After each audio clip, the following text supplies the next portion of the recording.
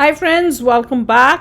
तो भैया, Kolkata case, trainee महिला डॉक्टर के साथ उस रात क्या कैसे किया हैवानियत आरोपी हैं। चलो देखते हैं, वीडियो शुरू करते हैं। वीडियो शुरू करने से पहले अगर आप चैनल पर नए हो और आपने अभी तक सब्सक्राइब नहीं किया तो जल्दी से पहले सब्सक्राइब के बटन और बेल आइकन को क्लिक कर लो ताकि आपको हमारे सारे न्यू वीडियोस के नोटिफिकेशन मिल जाए जैसे हम अपलोड करें। अगर आपको वीडियो पसंद आता है प्लीज लाइक एंड शेयर। चलिए शुरू करते हैं। नमस्कार साथियों, जी फायर के कुछ लेटेस्ट अपडेटेड इन्फॉर्मेशन में आइए जानते हैं। आज मैं आपको बताऊंगा कि कोलकाता रेप केस में दरिंदे ने 4 घंटे तक महिला ट्रेनिंग डॉक्टर के साथ सेमिनार हॉल में क्या क्या किया है।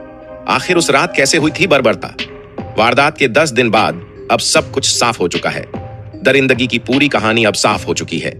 किस तरह महिला के कपड़े फाड़े गए, उन्हें चोट पहुंचाया गया, फिर उनके प्राइवेट पार्ट्स पर गहरा घाव दिया गया। सबका सब खुलासा अब सीबीआई के सामने हो रहा है।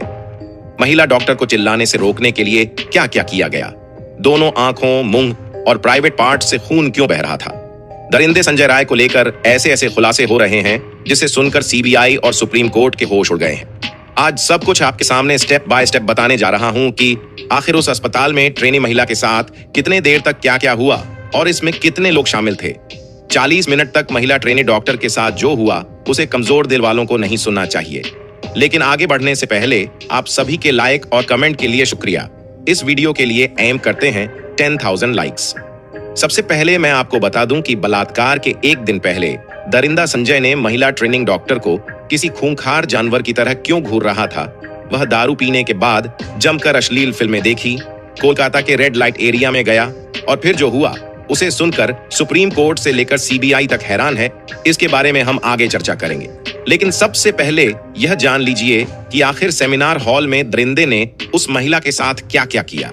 सेमिनार हॉल में महिला डॉक्टर को चुपचाप गहरी नींद में सोते हुए देख दरिंदा संजय उस पर कूद पड़ा। वह गंभीर नशे में था और महिला के साथ जबरदस्ती करने लगा। हाल ही में उसने कई अश्लील फिल्में देखी थीं, जिसके कारण उसका हवस चरम सीमा पार कर रहा था। लेकिन जैसे ही महिला डॉक्टर की आंखें खुली, उन्होंने खुद को बचाने की पूरी कोशिश की। लेकिन माना जा रहा है कि उस वक्त सेमिनार हॉल में कोई दूसरा नहीं था जो उस महिला की रक्षा कर सके। लेकिन महिला ने खुद की रक्षा के लिए और किसी और को पास बुलाने के लिए मदद के लिए जोर जोर से चिल्लाने लगी। महिला की तेज आवाज सुनकर संजय और भी ज्यादा आक्रामक हो गया। उन्हें चिल्लाने से रोकने के लिए संजय ने उनका नाक, मुंह और गले को लगातार दबाया।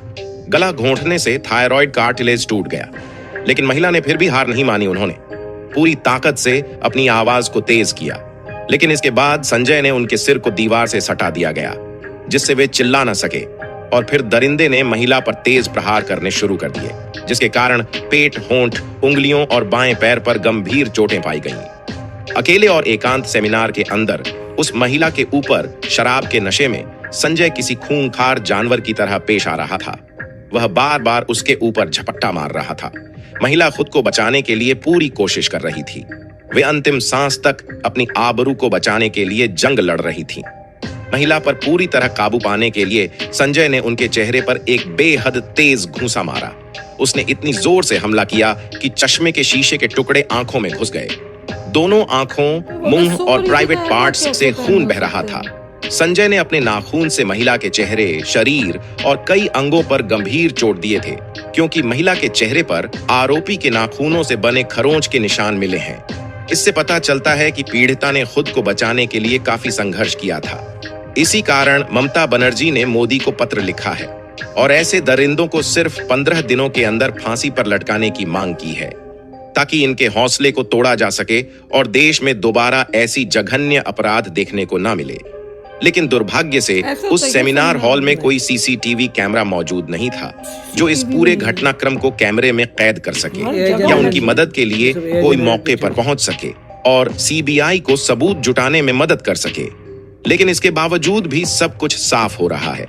ट्रेनी महिला डॉक्टर के साथ हुई दरिंदगी के मामले में पकड़े गए civic police volunteer Sanjay Rai के साइको टेस्ट के नतीजे बेहद डरावने हैं। सीबीआई ने उसकी मनोस्थिति की जांच कराई, जिससे पता चला कि संजय राय अंदर से बहुत ही खतरनाक और यौन विकृत इंसान है, जबकि देखने में वह साधारण लगता है।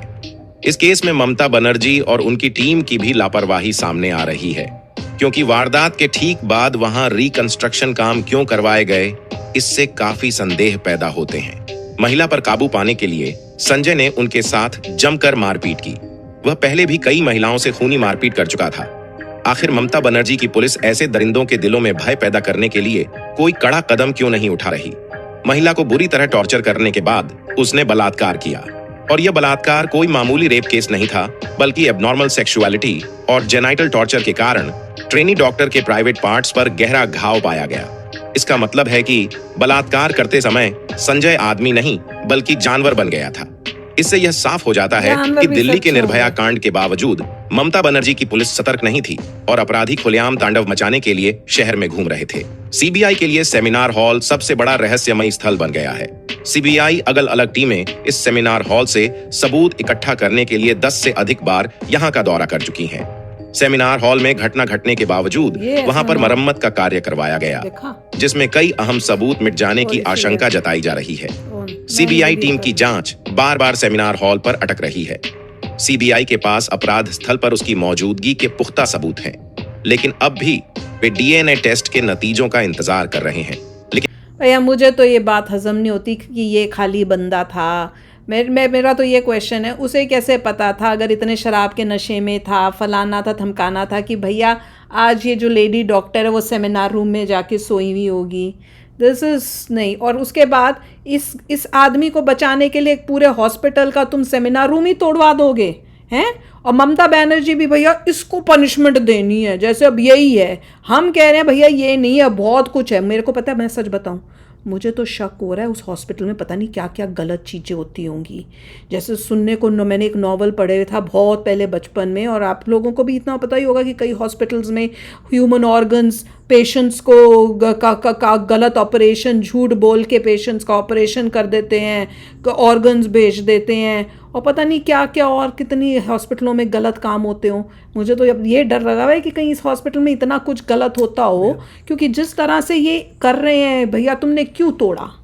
अगर ये बंदा था तो इसको इतना बचाने की क्या पड़ी हुई थी कि प्रिंसिपल तक, हॉस्पिटल का प्रिंसिपल तक उसको कर रहा है, और एकदम से तुमने वो कर दिया। हाँ, और सुसाइड बोल दिया, और तुमने मतलब सारे सबूत मिटाने की कोशिश की। उसका पोस्टमार्टम कर रहे हो, अंदर उसको लेके डॉक्टर्स जो हैं वो पता नहीं कि क्या क्या सबूत उसकी बॉडी से मिटा रहे हैं, क्या कर रहे हैं। इस बंदे को बचाने की कोशिश बहुत इतना जबरदस्त। और इस बंदे को तुम बचाओगे जो कुछ भी नहीं है। ये तो तुम कोई बचाएगा, इतना लेंथ तक जाएगा अगर कोई बहुत बड़ा कोई बंदा हो उसको बचाना हो। ये सेंस ही नहीं बना रहा है यार, सेंस ही नहीं बना। कुछ घपला है। मेरे को तो घपला लग रहा है, पता नहीं कैसे कोई इसको यकीन कर सकता है। मेरा तो दिल ही नहीं मान रहा।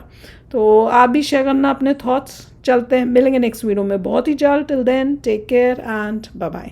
तो अगर आप मेरे इस चैनल पे नए हो तो जल्दी से सब्सक्राइब के बटन को हिट करो और बेल आइकन को क्लिक करो, ताकि आपको मेरा जब नया वीडियो मैं लगाऊं आपको उसके बारे में जल्दी से पता चल जाए।